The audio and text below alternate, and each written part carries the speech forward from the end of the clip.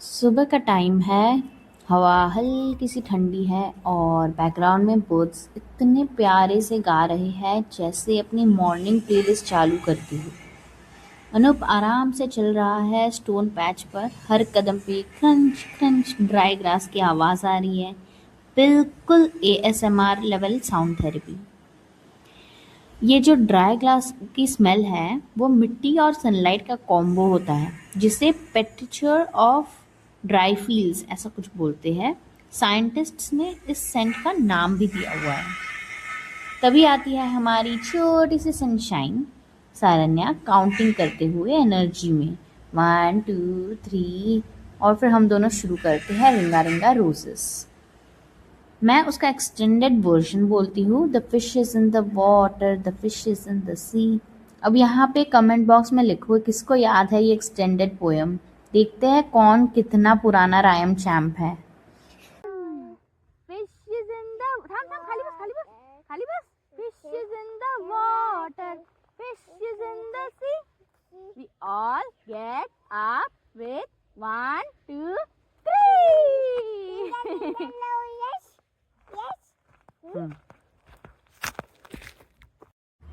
अब आ गया वो मोमेंट जहाँ पूरा फैमिली स्पा सेशन चालू होता है।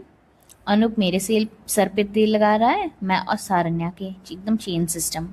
पर सच बताओ मैं यूजुअली कभी ऑयल नहीं करती, शायद 2 3 महीने में एक बार। मेरे बाल वेस्ट से नीचे तक है और एकदम थिक और हेल्दी है। और इसका राज तेल नहीं, मेरी डाइट है। पहले मैं रोज़ ऑयल करती थी और बाल पतले हो गए थे, मतलब ये थी शायद 7 8 साल पहले की बात।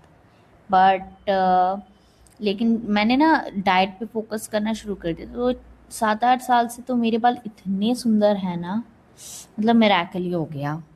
आपको पता है बैलेंस्ड प्रोटीन, आयरन, हाइड्रेशन, ये ना अंदर से हेयर स्पा होता है, बाहर जाने की ज़रूरत ही नहीं पड़ती। क्या तेल करेगा अगर अंदर से न्यूट्रिशन ही नहीं हो।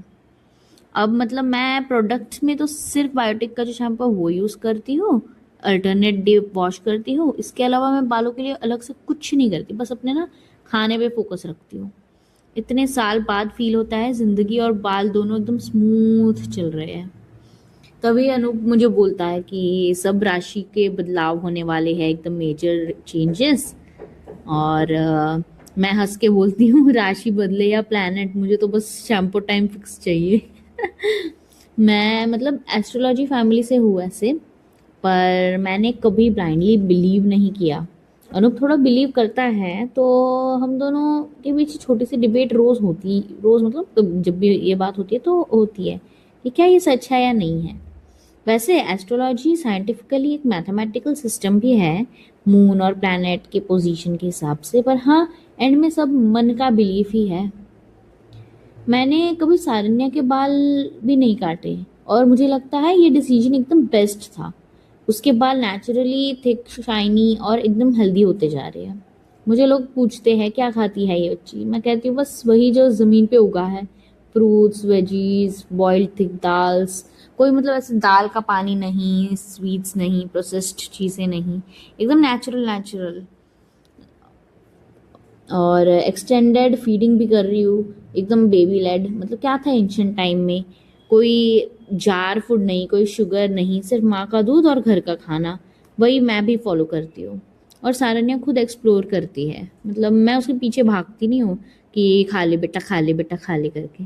वो खाना खुद चूज करती है, हम बैठते हैं ना तो हम साथ में उसकी भी प्लेट लगा देते हैं, बाकी वो खुद करती है। अब तो पूरा खाने लगी है। बस एक प्रॉब्लम है, जब मैं फ्रूट्स का बाउल लाती हूँ ना तो मुझे मिलता है एक पीस और बाकी सब सारन्या ही अकेले खा जाती है। फिर फिर दोनों मिलके मेरे बाल कोम करते हैं। मुझे लगता है ये सबसे पीसफुल मोमेंट है दिन का। मतलब मुझे लगता है मैं ना अभी कभी हेयर कट नहीं करूँगी, इतने सालों की मेहनत, डाइट और पेशेंस सिजर के हवाले कैसे कर दूँ बताओ। एक बार ना मैं हेयर ट्रिम कराने गई थी सैलून। स्टाइलिस्ट बोला बस थोड़ा सा ट्रिम करते हैं। ट्रिम का मतलब उनके लिए 4 इंच होता है अपेरेंटली। उसके बाद से मैंने कसम खा ली थी, अपना कोम अपना होम। अगर अभी ट्रिम भी करना होता है मैं खुद करूँगी, पर बाहर नहीं जाऊँगी। ऊपर से वो इतने प्रोडक्ट्स बेचते हैं, बाप रे, आप कौन सा शैम्पू यूज़ करते हो, क्यों करते हो, ये करो वो करो, आईब्रोज भी करवा लो, वो करवा लो। नहीं कराना भाई, हर लड़की को पसंद ही नहीं है ये। मैं एक ऐसी इंसान हूँ जो मेकअप के नाम पे ना बस पाउडर लगा ले, वैसी वाली हूँ मैं। मुझे कुछ नहीं पता क्या क्या होता है, बस मतलब कंसीलर, फिर आईलाइनर, अब मुझे ये तक नहीं पता कौन सा कहाँ लगाते, मुझे कुछ नहीं पता। और मैं ना ऐसे नेचुरल रहने में बहुत ज़्यादा खुश हूँ। मेन क्या है, खुशी ही तो इम्पोर्टेंट है, इम्प्रेस किसे करना है, इम्प्रेस करके भी क्या होगा। एनीवेज, अब हम मेरा और सारन्या को तो मस्त को मोम कर लिया सब अच्छे से। उसके बाद आती है डाडा की टर्न। फिर हम दोनों ने मिलके अनूप के सर पे भी तेल लगाया। फिर हम निकलते हैं फील्ड के पास वाले पानी के स्ट्रीम में, वही बनाते हैं छोटी छोटी पेपर बोट्स। सारन्या इतनी एक्साइटेड है, उसकी आंखों में चमक देखो, और गाना गा रही है, रो रो रो या बोट। बैकग्राउंड में पानी की आवाज़, बर्ड्स और सनलाइट। ये मोमेंट इतना प्योर लगता है जैसे ज़िंदगी स्लो मोशन में चल रही हो। मैं बचपन में भी पेपर बोट्स बनाती थी मॉनसून में, लेकिन फील्ड का पानी एक में ना बनाना एक अलग ही मज़ा है। यहाँ बोट भी छोटी और दिल भी थोड़ा हल्का हो जाता है।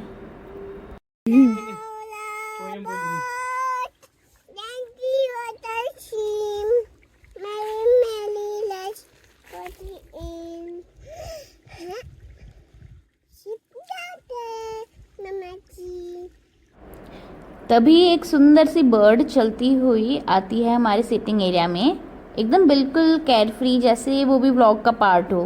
मैं कहती हूँ, देखो सारन्या, हमारे गेस्ट आ गए। और सारन्या कहती है, मम्मा तुत्तू चाहिए। फिर हमने लंच बनाया। लंच में बनाए ड्राई फिश।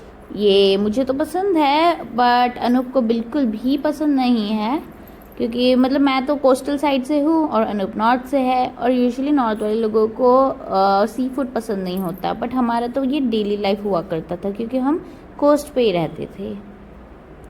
और ड्राई फिश में विटामिन डी और कैल्शियम बहुत ही हाई होता है। लोग अंडर एस्टिमेट करते हैं, पर ये एक एकदम पावरफुल न्यूट्रिशन सोर्स है। फिर हम निकले तुषार जी के घर पे। आज का दिन गुड़ी पाड़वा, मतलब मराठी न्यू ईयर। पूरा घर सजाया गया था। डोरवे पे तोरण और कोर्टयार्ड में उन्होंने एक सुंदर गुड़ी खड़ी की है। एक लंबा शुगर केन या बाम्बू स्टिक यूज करके उसके ऊपर तांब्या यानी कॉपर पॉट रखते हैं, और उस पर एक ब्राइट कपड़ा झूल रहा होता है, जैसे कि विक्ट्री फ्लैग। और तुषार जी कहते हैं ये सिंबल होता है गुड लक, विक्ट्री और नए साल की शुरुआत का। तो मराठी कैलेंडर में आज से नया साल स्टार्ट होता है, चैत्र शुद्ध प्रतिपदा। पता है, गुड़ी पाड़वा के दिन ही लॉर्ड रामा ने लंका पर विजय पाई थी, और इसी दिन उनके अयोध्या वापस आने की खुशी में लोगों ने गुड़ी उठाई थी। तब से ये विक्ट्री फ्लैग की तरह माना जाता है। और हवा में बस बसंती खुशबू है, और सबके चेहरे पर वो एक नई न्यू बिगिनिंग वाली स्माइल। हम सब मिलके पूजा करते हैं, आरती होती है, प्रसाद मिलता है, गुड़ और नीम के पत्ते का, थोड़ा कड़वा थोड़ा मीठा, जैसे जिंदगी। तो दोस्तों, आज का दिन था पूरा पीसफुल, स्वीट और फैमिली से भरा हुआ। ड्राई ग्रास के बीच walk, oiling sessions, paper boats और एंड में गुड़ी पाड़वा सेलिब्रेशन। पूरे village vibe with new beginnings. अगर आपने यहाँ तक देखा है तो कमेंट करो happy Gudi Padwa from the farm, ताकि मुझे पता चले कौन मेरे ट्रू फैमिली है। नेक्स्ट व्लॉग में हम दिखाएंगे पूरा Gudi Padwa celebration in detail, और एक छोटा सरप्राइज भी। तो सब्सक्राइब ज़रूर कर लेना, बेल आइकन दबा देना, वरना नेक्स्ट गुड़ी मिस हो जाएगी। See you in the next one. Bye bye.